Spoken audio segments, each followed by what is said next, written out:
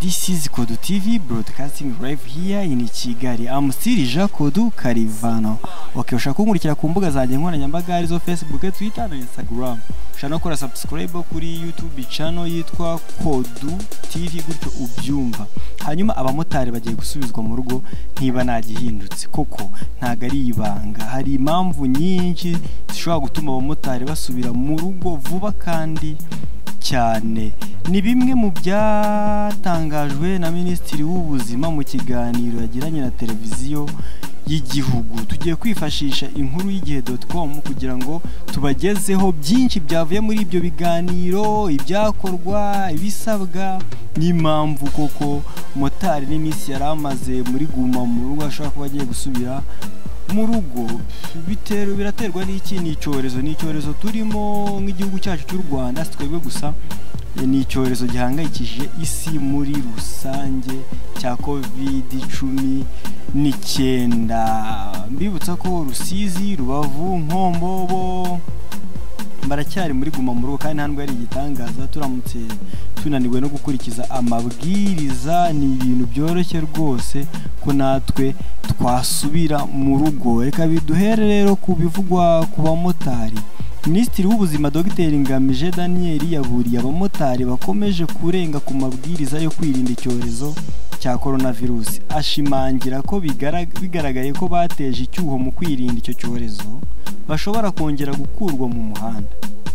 Mu ntangiriro z'uku kwezi nibwo abamotari bongeye gusubira mu muhanda nyuma y'amezi asaga 2 ingendo zihagaritswe mu Rwanda ku rwego rwo kwirinda coronavirus.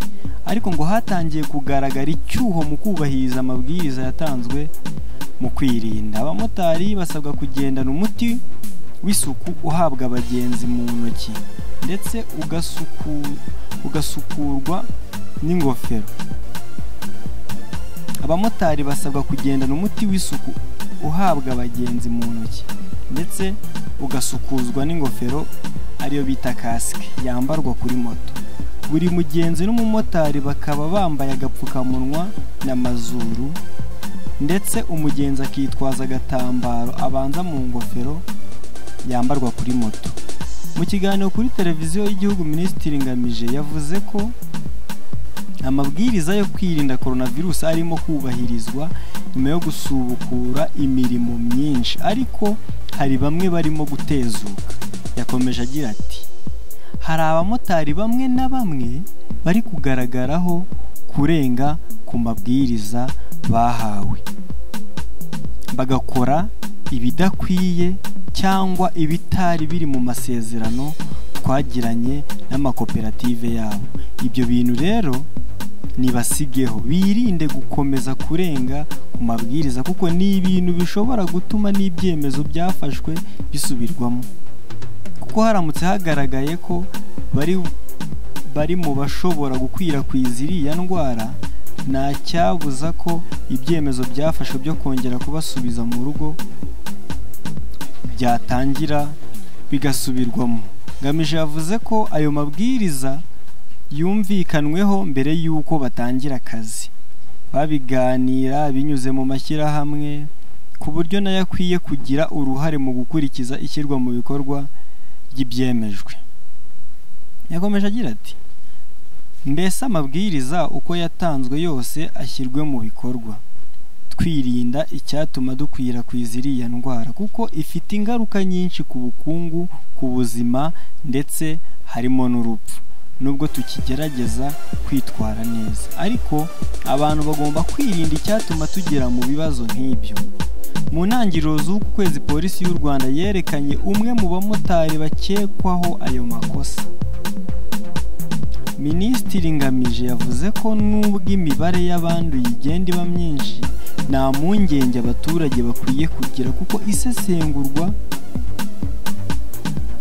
isesengurwa rikora niyo mibare isesengurwa kugira ngo harebwe niba hari aho ihuriye n'uburwayi bwagaragaye mbere, niba ari nk'umugore cyangwa umwana w'umuntu uheruka kwandura. Yakomeje agira ati, iyo bigenze bityo ni bibi, birumvikana, ni abarwayi baba biyongera, ariko mu buryo bw'ikwirakwira ry'icyorezo tuba dusobanukiwe neza uko ikibazo cyagenze, ariko iyo uhuye n'umuntu utabasha kumenya uwo mwanduje cyaba ari ikibazo gikomeye. Icyo nabwira abatureba, abatwumva, abadukurikiye nuko bari abarwayi bose twabonye ejo 18 ndetse nabo twabonye none, abenshi muri bo dufite amakuru y'ababanduje.